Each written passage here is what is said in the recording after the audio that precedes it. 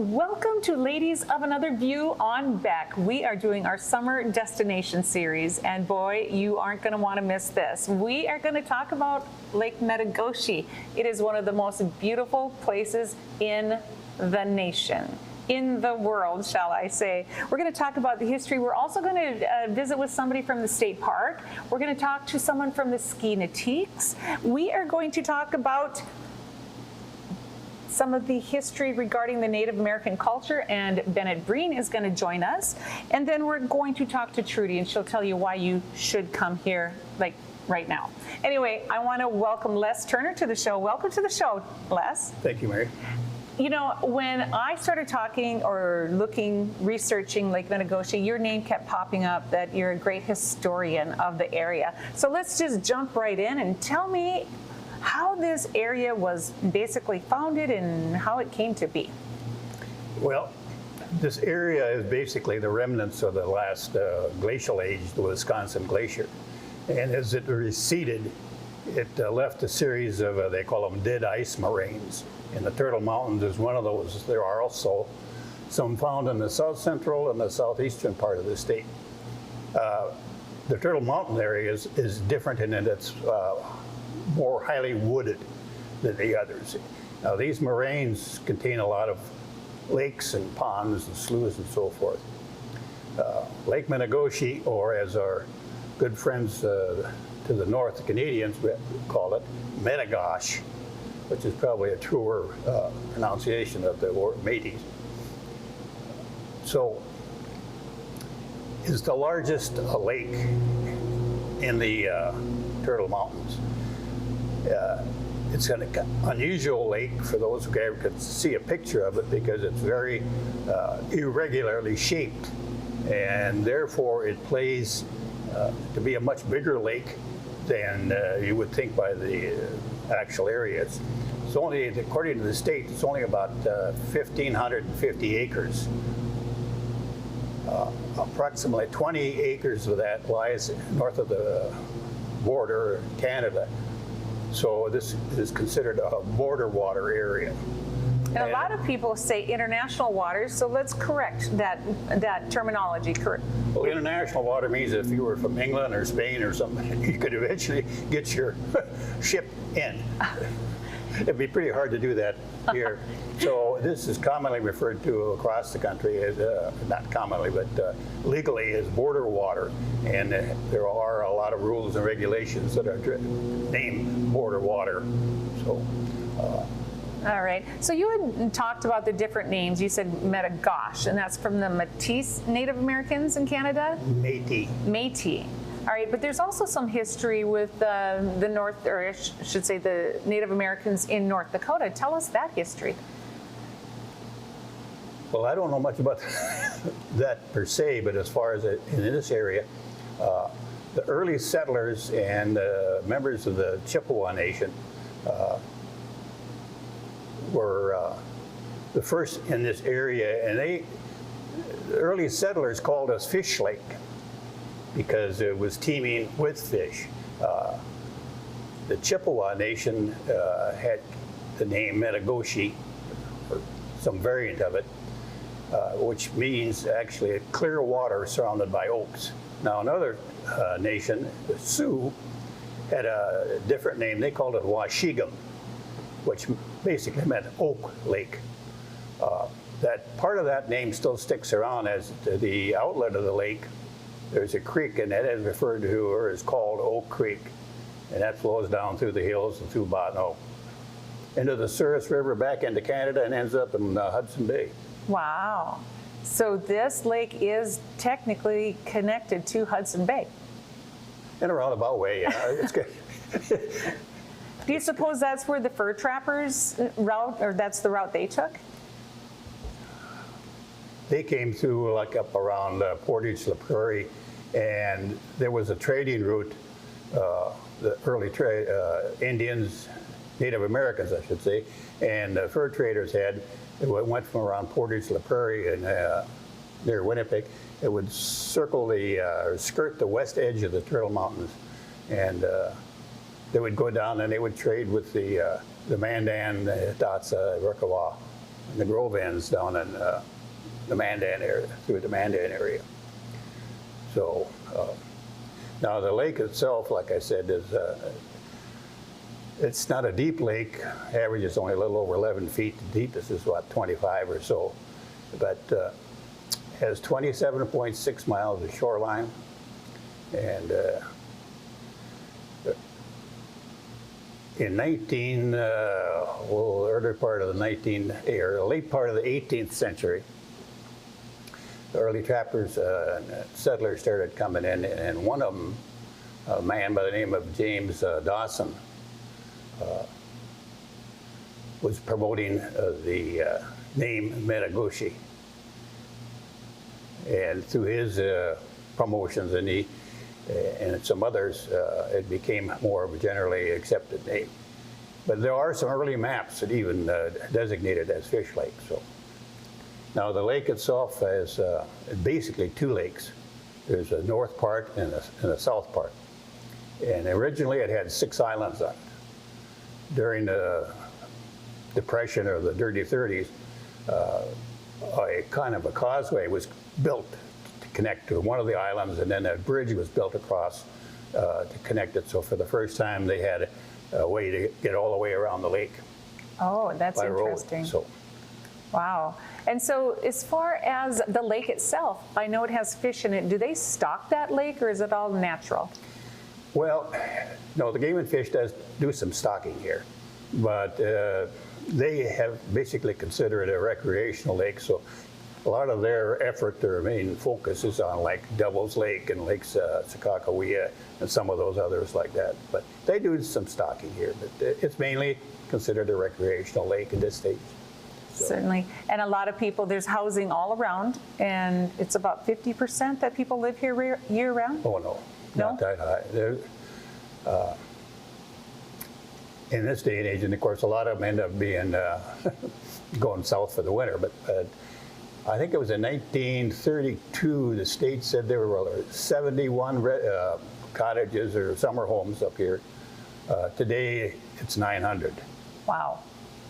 I don't know, I have any idea how many are in Canada, because there's 2 or 3 or 4 other smaller lakes to the north that kind of feed in here, and they have cabins and so forth on them too. So.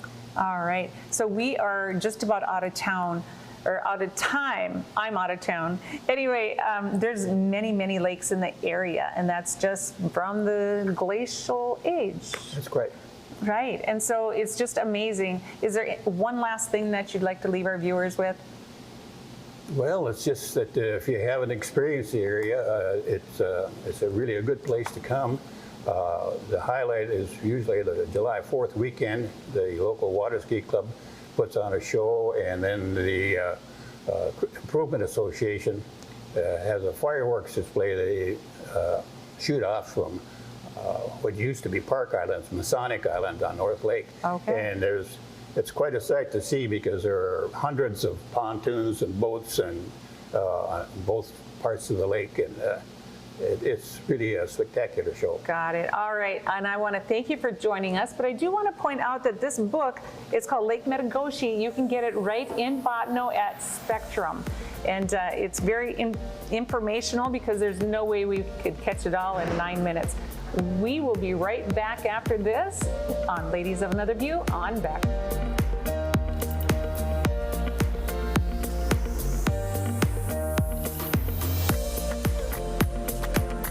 My Hometown Summer Getaway in Lake Metigoshe is brought to you apart by Women's Way, Lulabelle's Ice Cream, and the Lake House Metigoshe Event Center. Border Ag. Bottineau County is highlighted by Bottineau, Lake Metigoshe, the Turtle Mountain area, and the beautiful International Peace Gardens. Summertime offers an abundance of outdoor activities, including water sports, canoeing, biking along beautiful trails in the state park, and much more. Downhill skiing, snowboarding, and snow tubing are also available at the Bottineau Winter Park. The mountain facility offers a variety of trails so that beginners to experts can have a blast down the slopes. No matter which route you choose to get to Bottineau County, enjoy the drive and expect a warm welcome awaiting when you arrive. Bottineau County. Let's go.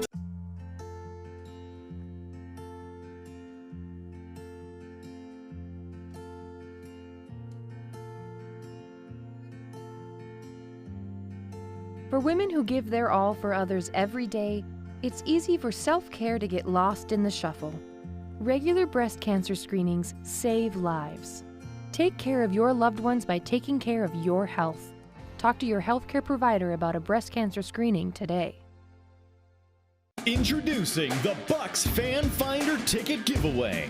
The Bucks are on the hunt and they have their sights set on you. Before each Bucks home game, the Bucks Fan Finder will be scouting for Bucks fans with a Bucks window sticker. If your Bucks window sticker is spotted, you'll receive 2 tickets to a Bucks home game, plus be entered into the grand prize drawing for a trip for 2 to Las Vegas. So swing by one of these participating sponsors: Longhorn Steakhouse, Amici Pizza, Elks Lodge Bismarck Mandan, Who Hot Mongolian Grill, Lucky's 13 Pub, Nardello's, Pitoro Restaurant and Bar, Stone Home Brewing Company. Grab a Bucks window sticker and place it in your rear window. For more info and contest rules, visit BismarckBucks.com. Go Bucks! Lori Hins here with No Apologies on Beck. You've got a movie. Of course I've got a movie. What do you mean? You are the You've king got of a all movie? media. How silly of me, where we bring you our after-hours oasis of sanity. You're going to see that this is an intentional destruction of the United States in 3 very intentional ways. Every Saturday and Sunday There was not a single pro-life women's voice in Congress at that time. on Beck and Beck.News. My Hometown Summer Getaway in Lake Metigoshe is brought to you apart by Birchwood Steakhouse and Lounge, Drive Chevrolet Buick of Botno Harvey Rugby, A-Frame Bar and Grill.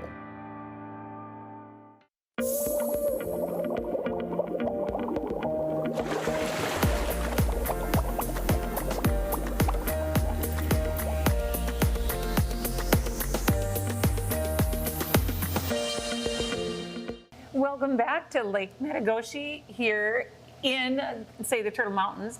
I have been joined by Amy Shimitz. Yep. I said that correctly? Yep, you did. Great.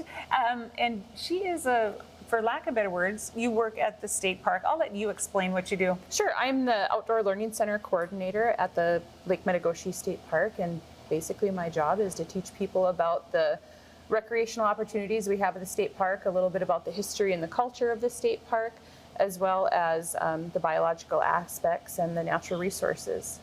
Great. You know, we have learned quite a bit about the history of the state park, or excuse me, the state, or let's just say Lake Metigoshe. Sure. Let's talk a little bit more about the state park. What does it have to offer? What do we do up here? Okay, up here we have about 130 sites camping at our state park. 90 of those are modern, which means in the state park world, we have electricity and water available at those sites. The remaining sites are primitive sites, so no electricity, no water. We have rental facilities available to include 3 full-service year-round cabins. We have 2 other semi-primitive cabins, meaning they have electricity, no water. And then one of those is a yurt. And we also have a backcountry cabin called the Osprey. And the Osprey would be for those adventure seekers that want to go out about 1.5 miles to 2 miles. They can hike, bike, paddle there if they so choose to gain access. And it's a pretty rustic cabin. There's no electricity, there's no water, but there is great views. There's an outdoor campfire ring, there's an outdoor picnic table, there's an interior wood burning stove, and very rustic experience. We'll provide also the propane lanterns and some lights out there, and other than that, you pack in and pack out. Oh, that sounds fun. And so, are you full pretty much all summer, or tell us about the availability? In terms of the cabins? The or cabins, the campsites, everything. You know, across the board with the pandemic, we at state parks basically saw an increase across the board from That's fantastic. our camping, our cabins, our day use, just because people look to they turn to the outdoors, and for them it was a safe place. It was something that they could still do.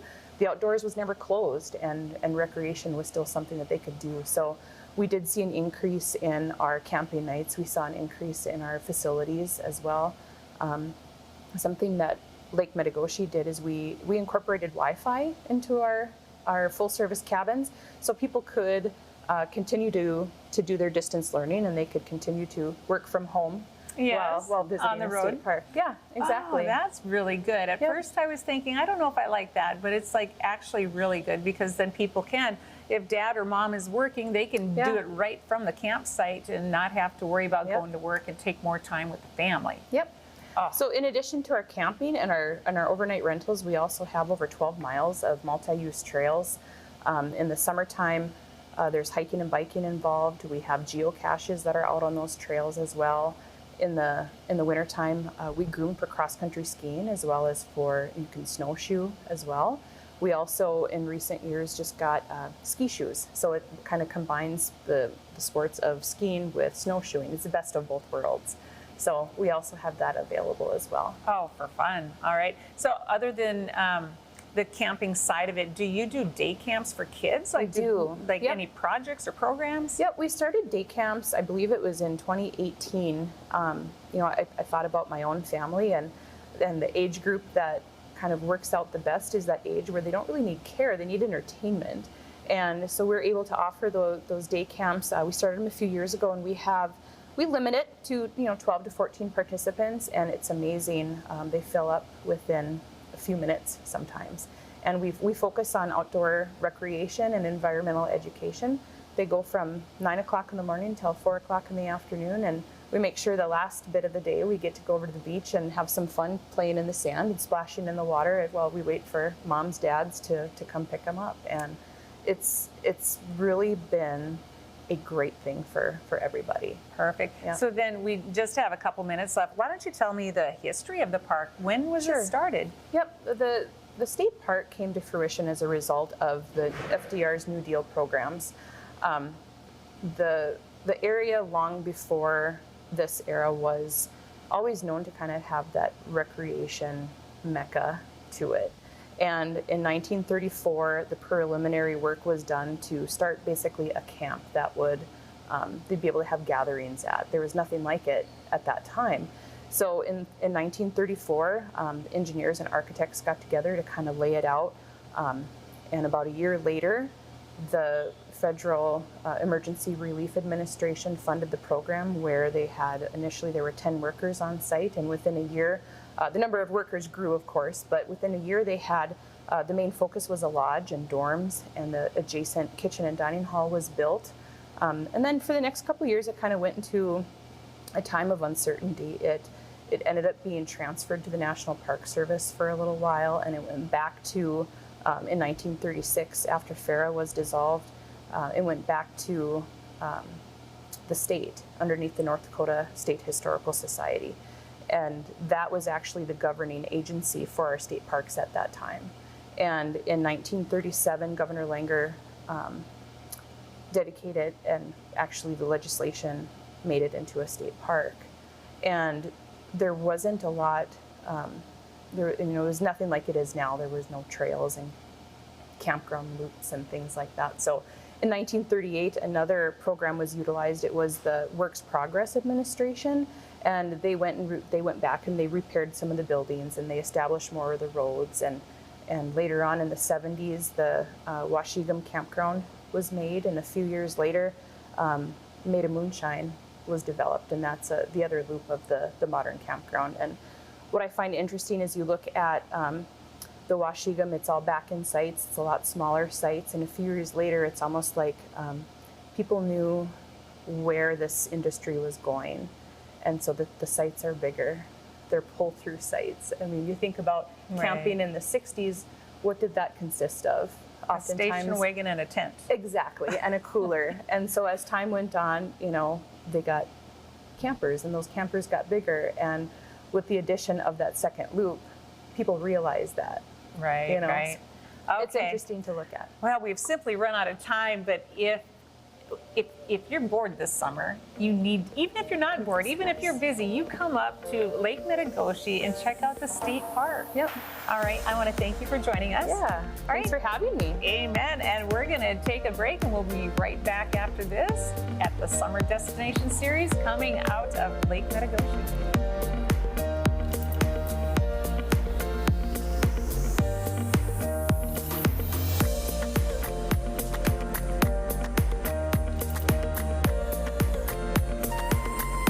My Hometown Summer Getaway in Lake Metigoshe is brought to you apart by Sundowners Bar and Pizza, Gifts by the Lake,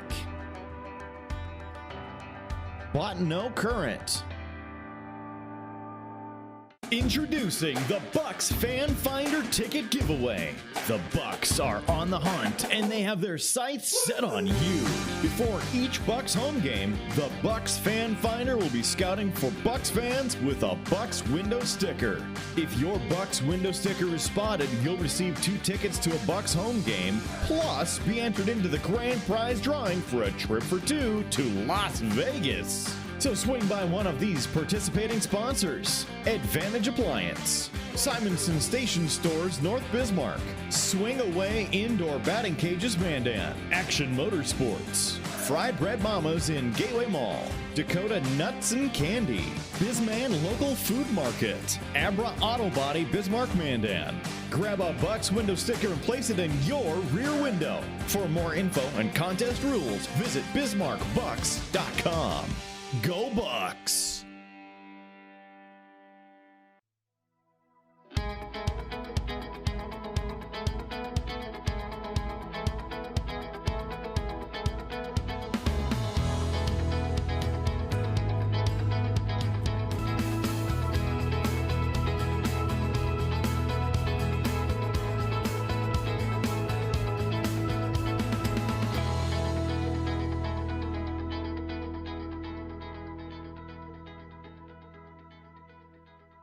Parents, listen up. Here's what your kids are being taught in public school: that there's no difference at all between boys and girls, that every white person is racist, and so is math. Supporting Black Lives Matter and social justice is more important than reading and writing, and thanks to Joe Biden, teachers unions just got tens of billions of dollars in COVID cash to push all this in front of your kids. That's right, and we want to make sure you not only stay informed, but have the tools to fight back. So watch the Dr. Duke Show weekdays at 2:30 p.m. Central Time on Beck TV. My name is Dr. Jill Steinley, and I'm a gynecologist. As a gynecologist, I see women for their preventative health care visits, and an important part of that is doing routine breast cancer and cervical cancer screening. It's important for women to have regular breast and cervical cancer screening to identify cancers early when they're most curable, and ensure that you're around for many years to enjoy your family and your loved ones and be there for them. My Hometown Summer Getaway in Lake Metigoshe is brought to you apart by United and Turtle Mountain Communications, Farmers Union Oil Company of West Hope, Souris, and Botano, LT's Dockside.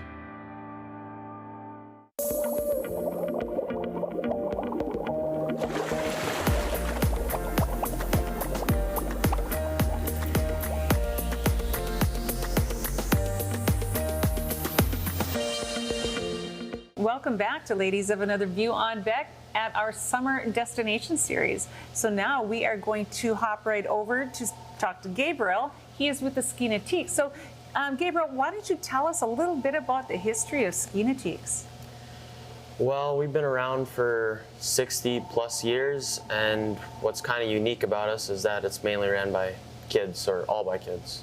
Oh, that's great. You know, earlier in the show, we talked to Les Turner, and he talked about the history of just Lake Metigoshe, but I understand he was also one of the founding members. Yes, yes, he was. Yeah, and so also your dad was a member?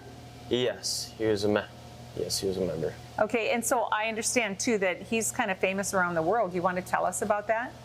Yes, well, after he skied at the Ski Nautiques, he went on to ski in SeaWorld in Florida, and he was the show director and managed in Texas, and then he went on to ski in Germany and other places like that. Wow, so jumping, barefooting, basing acts, anything like that. Great. So why don't you tell us how Ski Nautiques has moved forward? What do you guys do? When someone goes to a show, what can they expect to see? Well, they can expect to see a lot of jumping and barefooting, and we have some younger kid acts, especially. We have a junior jump and junior barefoot, and then we have a lot of basing acts like pyramid or trios where there's 2 guys in a harness and then they lift the girl above their heads and other things like that. So what is the youngest age of a skier? Right now our youngest member would be 11 or 12 years old. Yes. And they're doing all of these tricks? Yes, some do more than others, but yes. Oh, that's fantastic. What's the oldest member of your group? Right now it'd be, I think, Ireland Cowan at 20 years old. Okay, then after that, bones start breaking for us elderly people. Yeah. All right, so you guys, your headquarters is right here at Lake Metigoshe? Yes. And where else do you go? We go to Grafton. That's our only away show right now. It is. I know, remember years ago when I was in high school, they went down to Nelson Lake by Center, North Dakota. So I did see that in the, I want to say 70s or 80s. But is there anything else you feel that you want to share about the Ski Natiques? Well, we're a very good organization where we have a lot of younger kids, and it's just a good environment to be in. And it's good to teach people responsibility, other things like that, because we are having, you know, kids as our treasurer and your business manager, where they have to deal with things like banking and all that kind of stuff, and setting up shows and prices and everything like that. So you guys do all that yourself? You Yes. Don't, wow. Oh, Yes. That's great. And so how many members are there right now? About 22. Oh, wow. That's great. And so when is your next show? Let's talk about that. Our next show would be July 1st and 3rd. 1st and 3rd, right up here at Lake Metigoshe? Yes. Is it open to the public? Is it free to the public? Or do they have to pay to watch? Or how does that work? It's free if you're on the boat, and then just a donation type deal. And then I think it's $5 a person if you're on the hill. All right. And it's basically kind of an honor system in a way? Yes.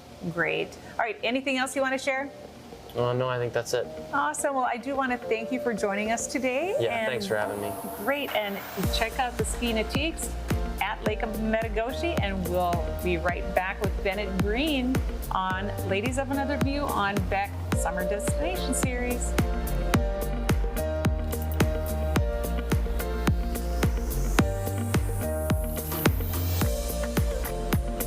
My Hometown Summer Getaway in Lake Metigoshe is brought to you apart by Women's Way, Lulabelle's Ice Cream, and the Lake House Metigoshe Event Center. Border Ag. Beck News is your leader in local. Beck specials and live information for you. Original programming.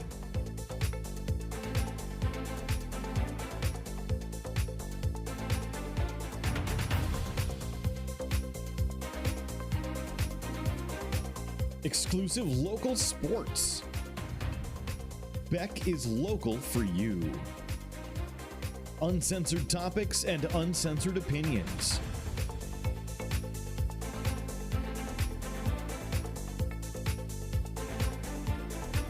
Unapologetic politics, where all sides are represented. Full episodes online anytime at beck.news. All in one network. Your leader in local, Beck News.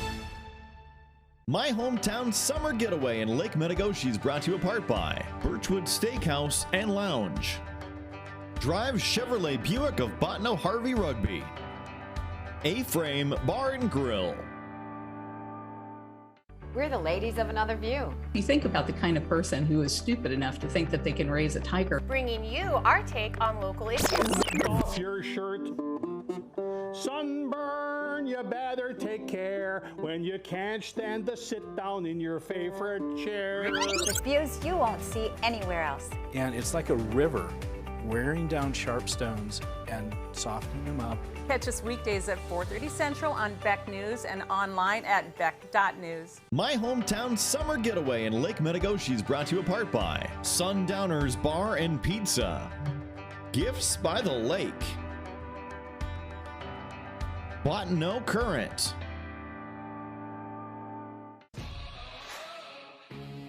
We have always said, and will continue to say on this show, that it's not enough to just trust the plan. How can these people show their faces in public after what they have done to our children? This has been the reality in Mexico for close to 2 decades now. I'm thinking above that and beyond that, because I don't think these people give a damn about what you say or what my voice is.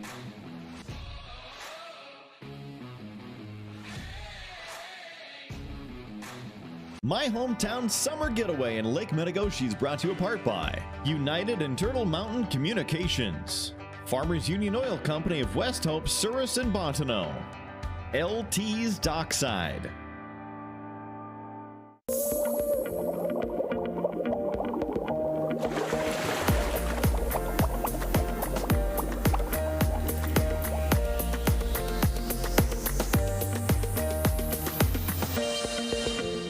Welcome back to Ladies of Another View on Beck. I have the privilege and honor of visiting with Bennett Brian. Bennett, welcome to the show. Thank you, Mary. Thank you. I'm so excited. A little bit of history about Bennett. Up here, I guess I was going through the hills and saw some artwork. And of course, they told me it was you. So why don't we talk about just in general your metalwork? Started metalwork in '84 under Stan Johnson at UND. I did painting and drawing most of my life. Well, I started when I was 6, drawing. And the last year of my undergraduate degree at UND, I seen a piece of soapstone in the sculpture closet, and I asked the teacher, and he said, go ahead. And so I started carving because I seen a lot of stone sculptors in Santa Fe at the Institute of American Indian Arts in '78, '79 when my brother Terrence and I went to school there. And I just love sculpture, the thought of it or whatever, so I started that carving. It was supposed to be like 3 assignments, small, medium, and life size, that one semester, and then I only worked on the small, and the next semester I took Sculpture 2 from Stan, which was his last year, and he said, what would you like to do this time? And I said, well, I'd like to do that life size one. And he said, what you want to do? I said, maybe make a buffalo, I thought. And he said, what you can make it out of? And I said, I'm not sure, maybe wood, I said. And he said, well, what else would you use? He said, oh, maybe like ceramic plates with an armature. And he said, well, what else would you do? And I kept thinking. He says, do you know how to weld? And I said, no. He said, can you learn? I said, yeah. So he told me to do a drawing, do a model, and do it out of metal, start welding it. So that's how I started my metal sculpting phase. Oh, fun. And so you have pieces up here in the Turtle Mountains. Yeah, I got a bison and a turtle by Rolla. That's closer to Belcourt. And then I have a deer and a turtle on the other by Mystic Horizons on the western side of scenic 43. Okay, that's great. And it's just amazing because there's pull-offs where you can go ahead and pull off and see that artwork right here in the Turtle Mountains. But Bennett, you are a little bit famous for something bigger than that. I understand that you are the original artist of the Fighting Sioux logo for the University of North Dakota. Yep, in 1999, Earl Strinden asked me to come up with a design, and I never knew the heights of what it was going to be or anything, or I just thought they might use it on their letterheads or something, and so I did this. It took a week to monkey around with different little thoughts and whatever, and so I just come up with that one, and I showed it to Earl, and all right, we'll take it. Now I wanted to do like 5 of them, and he took the first one I did, and it wasn't really polished to the max or anything, but that's what they ended up taking, and I didn't do the other 4, and they took that one, and geez, then you see it everywhere, and whatever. And I never did do a sculpture of it before. So in 2015, I did one, the first one. That was 28 inches tall, or was it 22? And this one's 31. So 7 years, I decided to do another one, and that's when I came up with this one here. And it is beautiful. And so you described it a little bit on the break earlier about how this is a transformation. Why don't you tell our viewers your thoughts about how this came to be? Okay, so they changed the name from the Fighting Sioux to the Fighting Hawks. So I still like the Fighting Sioux, of course, and so I thought, well, let's get them in that transformation, metamorphosing stage or whatever. Metamorphosis? Metamorphosis, there you go, that stage. That one. And so he could, in one way that you can look at it, is his turning into a hawk. But you got the fighting Sioux there, but he's in that transition phase. And then another way you can look at this is like as a warrior, making the ultimate sacrifice, and this middle piece coming out is his spirit or his soul. And so what he did or attained in life and what he was in life is just now leaving right here and is going on his final journey. And so it's both of them are, it's a transitioning type thing, and it's all good, you know. It's all a good thing, you know. Like he fought for his family, his country, or his tribe, or you know, and now it's time to go get his reward, or you know, whatever, something like that, you know. I love abstract and I love realism, and I love the combination kind of the two. When I was in boarding school in South Dakota, Oscar Howell is a Sioux artist that I just love his work. I do too. And but I always loved his work, and so that's, I think, when I decided to do work of my culture, the Native, the Métis. Sometimes there's French things in there too, you know. And yeah, it's just been quite the journey, man. And so that's it for this guy here. It's all good, positive things is what these are. So when you talk about this metamorphosis, we have the fighting Sioux now turning into the fighting hawk. So maybe your next one is when it turns back into a fighting Sioux again? Oh, maybe, yeah. Wouldn't that be great? So I know you fought long and hard to try to save the fighting Sioux logo. What is your thoughts on that? I mean, with you being the artist, do you have an opinion? Do you want to share with us? When we were at the Indian boarding school in South Dakota, like, see, my grandma was in boarding school, my dad and mom were, I was, my two older brothers were. It seemed like we liked all the pro teams with the Indian names. You know, because, I don't know, we loved them. Every team with an Indian name, that was our team, you know. And how could you go from just loving those teams and being told you had to hate it, you know, or something, some stupid thing like that, you know. I don't know. It's weird, but I still love it. Fort Totten voted 70% to keep it, so I don't know why they lost it in the first place, really. Political correctness, I imagine. Colleges, you know, they're, you know, I don't know, you know, they're whatever. You know, I like that. A little more liberal. Yeah, that's about it. So I don't know, some colleges kept them, some didn't. Who bows down to the whatever, the liberal pressure or whatever. Seems like they could have fought for more important things really going on the reservations that really matter. I mean, everybody, you know, everybody loved this. I mean, you know, different teams will make fun of the other team, sure, but, you know, I mean, that's no reason to change something, you know. Yeah, it's, yeah, I don't know, man. It's pretty crazy, you know, when they fight over something that small, when there's so many other problems to really look at on the reservations and off the reservations. I mean, everywhere there's problems. I mean, important things, not a name, you know, a mascot or whatever. And it's not like a mascot like a dog or nothing, you know. It was more than that. It was like honor and you know, when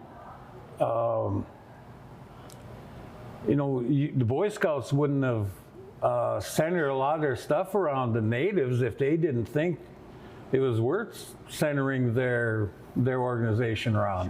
Sure. You know, the Indian lore, the dancing, the beadwork, the the knowledge of the woods and stuff. I mean, people romanticized about it for a reason, I guess, you know? I mean, there's something just simple and honest, straightforward, pure, whatever, about how maybe the natives looked at everything. They, you know, respected nature. They had to. There's no choice but to work with nature, you know, so.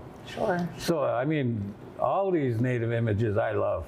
I mean, Redskins, I guess that refers to the paint that certain ones would apply on themselves before they'd go to war and stuff. Which is also an honor. Yeah, oh, big time honor, man. I mean, yeah, and it seemed like some of the natives handled that PTSD stuff a lot better because they did have that thing in their background to where they would be honored when they'd come back in their dances and stuff, and sure. And they'd get an eagle feather from, you know, their tribe and stuff like that. It's a mystery why the political correctness would go against things like this, you know. And Chief Wahoo, hey, right on, man. You know, what the heck? Yeah. Well, Bennett, we have simply run out of time, but I would love to have you on again sometime and we can dig a little deeper on that side of it. But we just want to thank you for bringing the beauty of your metalwork up here to the Lake Metigoshe area for everyone to enjoy. But where can we find some of your art? Just Facebook or Google or something, you know. My name's in the book, whatever. Okay. If you want something, give me a call or something, you know. Okay, sounds great. All right, we will be right back after this on Ladies of Another View at our summer destination in Lake Metigoshe.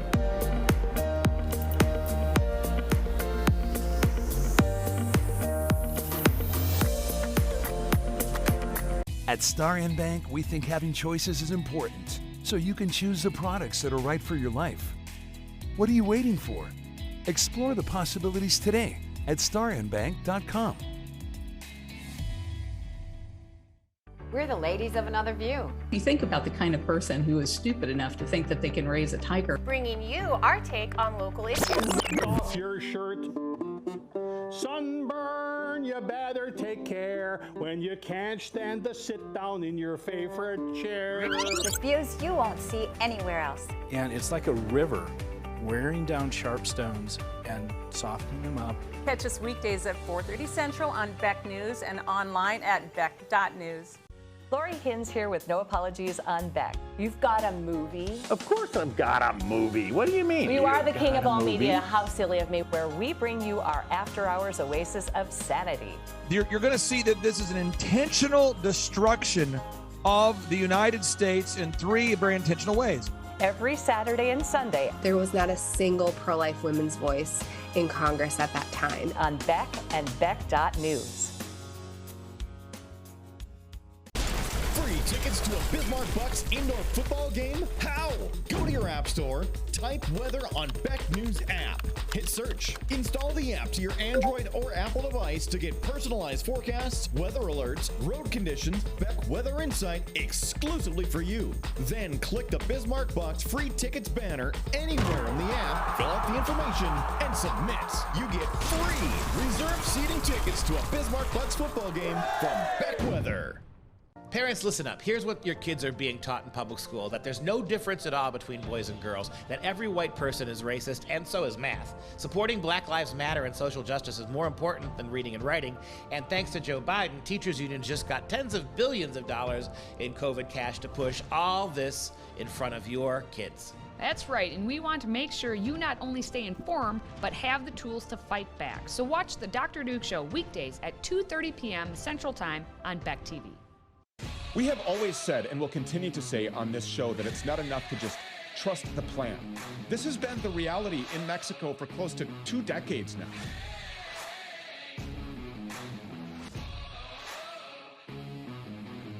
Hey y'all, it's Trent on the loose.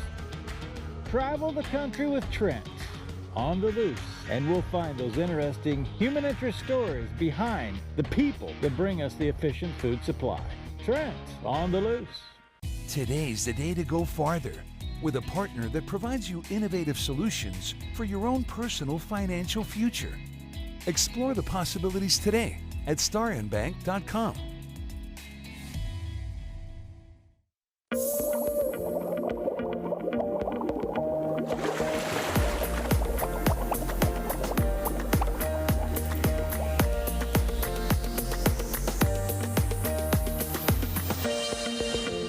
Welcome back to Ladies of Another View on Beck. We are at the end of our show about Lake Metigoshe, and it has been a fantastic, all the things about this area I can't say enough, okay? I hate to stutter, but I can't say enough. Anyway, we are joined by Trudy Maram, and you are a business owner in the area. Yes, let's talk a little bit about the businesses. What can people expect up here? Well, when you visit Lake Metigoshe, you'll have access to a number of services, including convenience stores, gas stations, year-round dining, and coffee shops, shopping, and I guess and the state park for recreational purposes.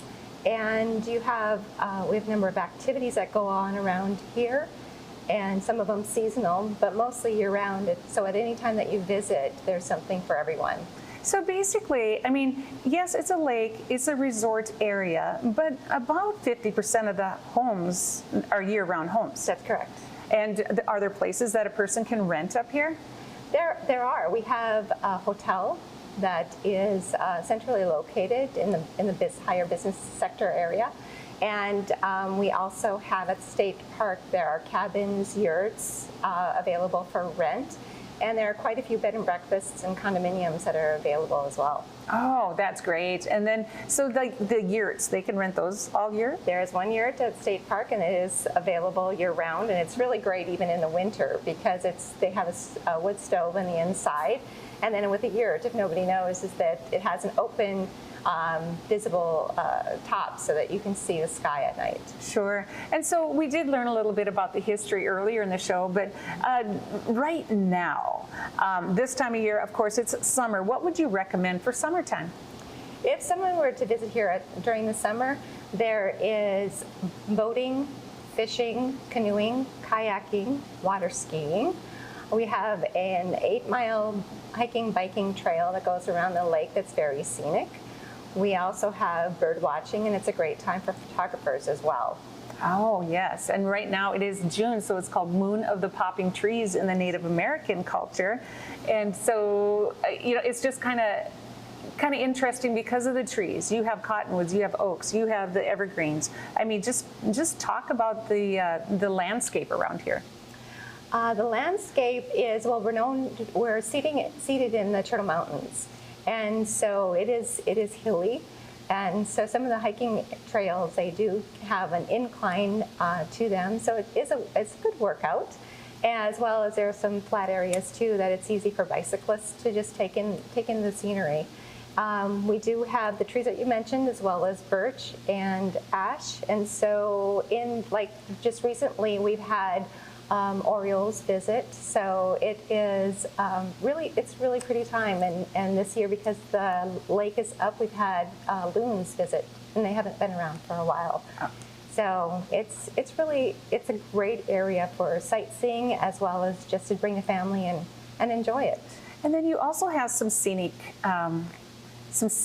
things to pull over and just take a look at. Like we did talk to Bennett Breen earlier, but he has some metal work right here in the area. Yes, that's right.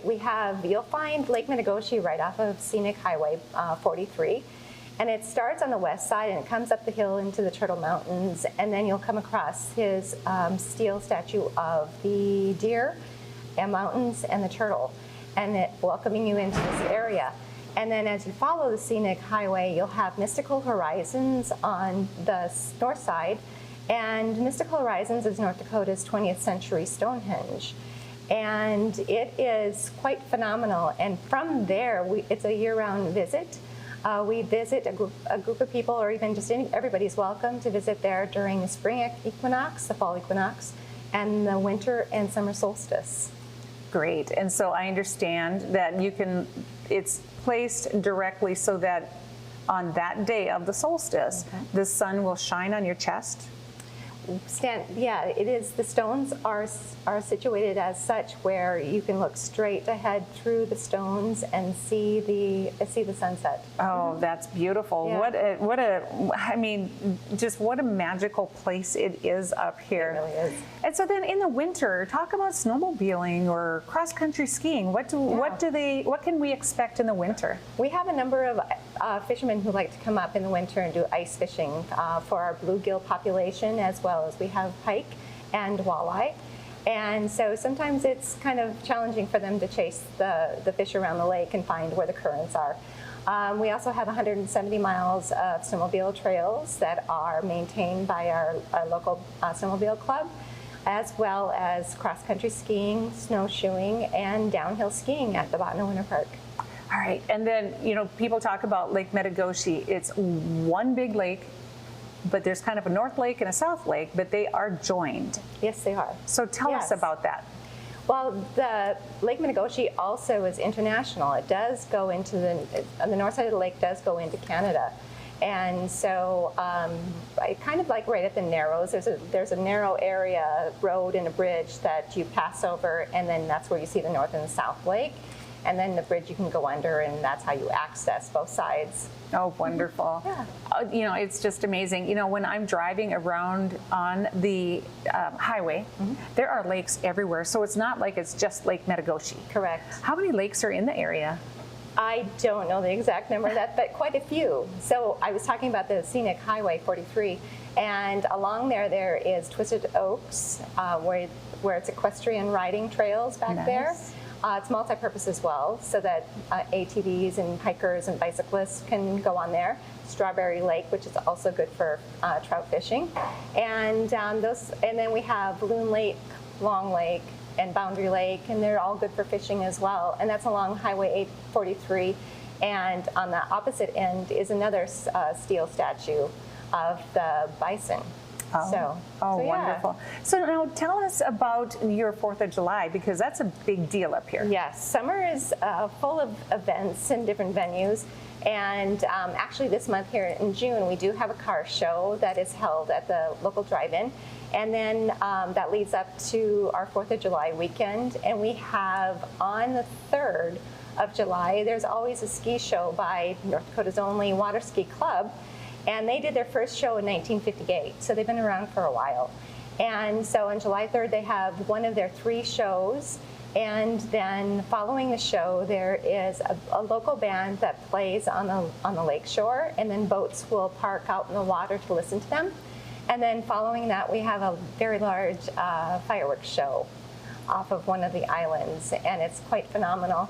And then the following morning, we have a children's 4th of July parade. Great. So, yeah. Well, Trudy, I want to thank you. We have simply run out of time, but this is definitely a 4-season playground. It really is. And all the information that is available on Lake Metigoshe Life on Facebook and then other sites. Wonderful. Well, thanks again for being here. You're welcome. Thank you. And we will see you next time at the next summer destination right here on Beck TV.